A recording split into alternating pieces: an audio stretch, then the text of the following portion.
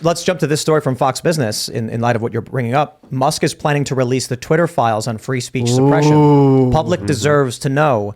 So, of course, I sat down with, Rogan and Jack and Vijay, and I believe they outright lied to us. That the whole thing was just lies. Hadn't they lied under oath too? I don't know about them specifically, okay, but I'm willing to bet Twitter staff probably have lied under oath to Congress, or at the very least, they've lied to Congress. Or even less than that, been wrong to Congress. Sure. Great. We'll hear what's going on. I got to say, though, the Twitter files, I would bet a substantial amount of money that they have files on child exploitation where there's a manager saying like, hey, don't do anything because it'll draw attention to us and it'll be bad for the stock price. Stuff like that. Oh, my God. Would you agree they were probably behind the scenes?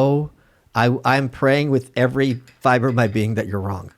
Like, that's something that's so like purely evil that to have that in writing, it's just so disturbing. What do you expect of these like people? No, you're right. You're right. You're right. But it's still, it's just horrifying to even think about. Why weren't they taking it down? Yeah, that's a great question. That's a very important question. Elon snaps his finger. That's unfair. He's working very hard, getting everybody saying, shut it down, and it's disappearing.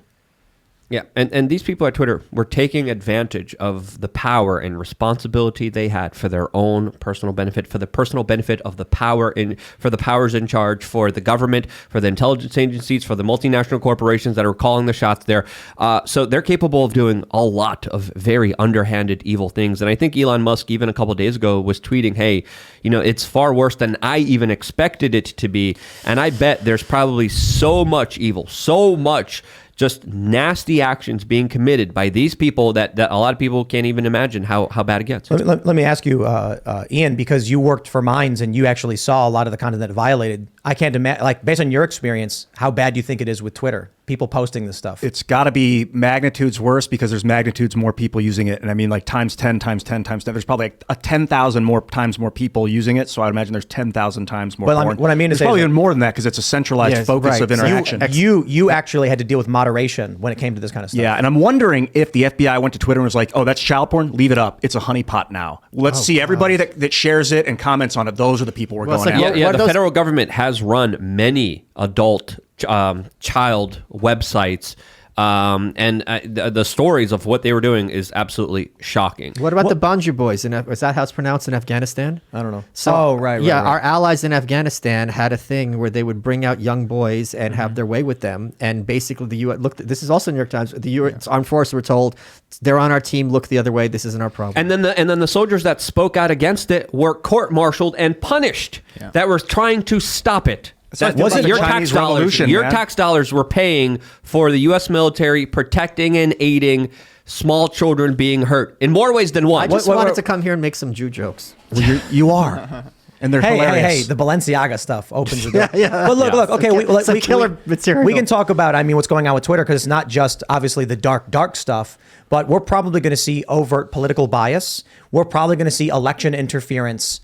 Outright, them saying the Hunter Biden thing off the absolutely. Top. There's no question that was outright election interference. And they're probably going to be saying in the private chats, this is going to help Biden win, or we have to stop Trump, things like that. Yeah, there's no question it's dark, but I've lightened it. No. That is the although the Hunter Biden with the niece and whatever, that's a whole other situation. But, here we go again. Yep. No, but I there was this Norm Macdonald meme, which I don't think he ever really said, where the quote ascribed to Norm, which is, I'm starting to think that the pedophile devil worshippers who run our government don't have our best interest at heart. And there's a lot of truth to that. Yes, absolutely. I'm wondering when they pull up these Twitter files that Elon's talking about, if they're gonna find words that have been downranked. Can I make everyone even more depressed? Let's Hell yes. Let's do it. Please do. Let's go. So the thing that really upsets me is the virtual certainty that nothing will happen as a consequence of this. And let me give you an example when this happened. We all remember the Brett Kavanaugh hearings, and wherever you think of Christine Blasey Ford, Julie Swetnick was an example where it absolutely, she's saying that Kavanaugh was at these parties where there was trains run on her. It's like, why are you going back to these parties? Michael Avenatti was her lawyer. People were tripping over themselves to put her on TV. It turned out her story made no sense. It didn't add up. She never met Kavanaugh, so on and so forth. Charles Grassley was just reelected, who was, I think, head of the Judiciary Committee, ranking hardcore Republican. He put out a press release earlier this year how he wrote a letter to both the Department of Justice and the FBI asking for follow-up about someone who lied to affect the Supreme Court nomination, and they didn't bother replying. Neither of them bothered replying to him. And then he wrote them another letter, and this is his press release. See, I'm writing letters that are completely ignored. Vote for me. So the fact that he's boasting about the fact that he can't even get someone on the phone from the Department of Justice or the FBI about something that is central to our legal system just speaks to me how little appetite there is in Washington among members of both parties to have any kind of repercussions for this. And another great example of this is it really drives me crazy when boomer conservatives think, oh, pedophiles are Democrats, like as if it's somehow they're into kids, but they're also into socialized medicine. The Speaker of the House, Dennis Hastert, was a predator on young boys. And he went to jail as a consequence for things that have to do with this issue. The Democrats never bring it up. They never use this as a cudgel. They never say, why didn't you bring back Dennis Hastert's money? They're more interested in talking about like Margaret Taylor Greene or Trump or George W. Bush, who's now a good guy. Yeah. So that to me is very, very disturbing. Yeah.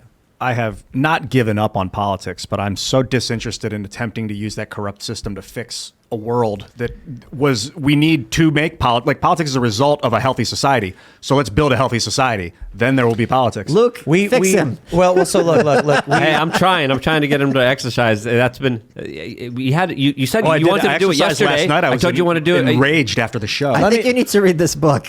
I would love to. Can I have that? You can only help people so much. You got to open the door. They got to walk through. Fair. I want to mention just as we're talking about this subject and boy, are we in it? I guess because the Balenciaga stuff, we really needed to talk about this, but there is a positive for us who are challenging these things, trying to get these things taken down.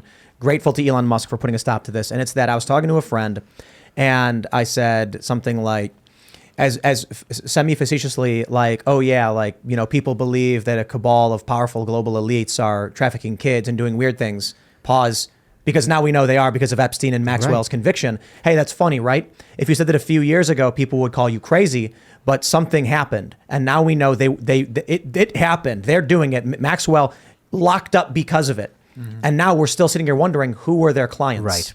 Yep. So not only do we know it happened, we know there are still people who have never been held to account. She went down for providing, a service for clients that weren't there. That absolutely doesn't make sense. And this wasn't the first time that there have been major government officials caught in these larger, horrible things that they were doing to children. Dennis Hastert is one of them. The former Prime Minister of the United Kingdom, Edward Heath, another major one. No. I looked him up. Ed Heath, it's ambiguous, so let's give him some credit. I mean, when he's hanging out with Jimmy Savile? I didn't know he was hanging out with Jimmy Savile. Yeah, I mean... Heath we don't have receipts on Heath. Well, who's Heath, by the way? He was the prime minister that Margaret Thatcher dethroned. I talk about him in my next book. Yeah, but again, there are many. The Keynes? Yes, we just keep going. How many times and how many instances there are of government using your tax dollars to facilitate some of the most atrocious, horrible acts on the face of this earth that people can't even think about. I think it was in 1969, 1971.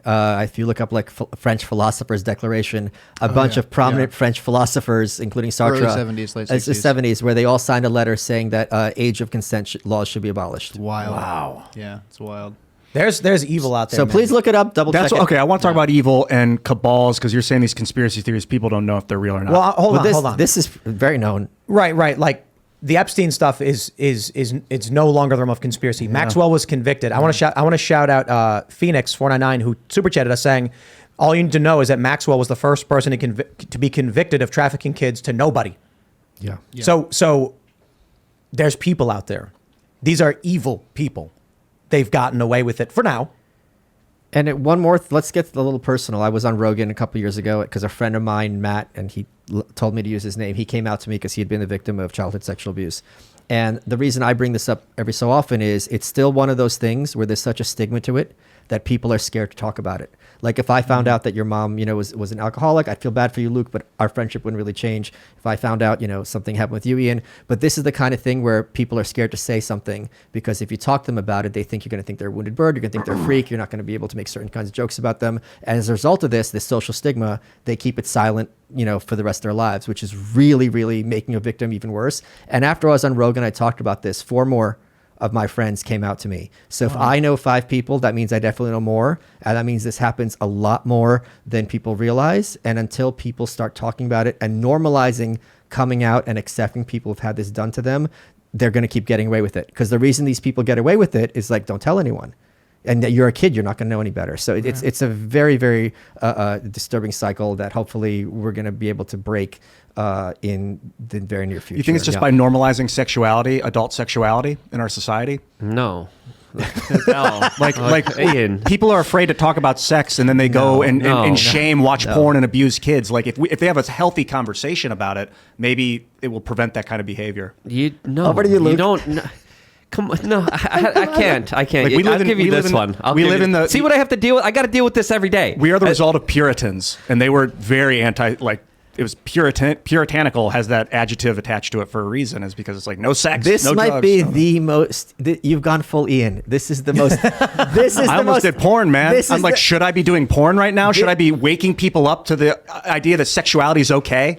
I completely agree. Sexuality is okay. If you want to do porn, I'll support you. Thank you. But I think this is something very different from people, not talking about what kind of sex they have, as opposed to like awful things were done to me as a kid and they didn't use force. And on some level it was pleasurable, and I was confused because I was a child and I wasn't physically hurt. They didn't punish me. I didn't know how to feel about the time. And now as an adult, I still don't know how to feel about it. And this has disturbed me all my life. And I'm turning to drugs or alcohol because I don't know how to deal with it. For the record, in my opinion, Hunter Biden, perhaps. Yeah. Thanks for watching this clip from the Timcast IRL podcast. Hang out with us live Monday through Friday at 8 p.m. and become a member over at timcast.com for uncensored, members-only shows exclusive. Thanks for hanging out, and we'll see you all next time.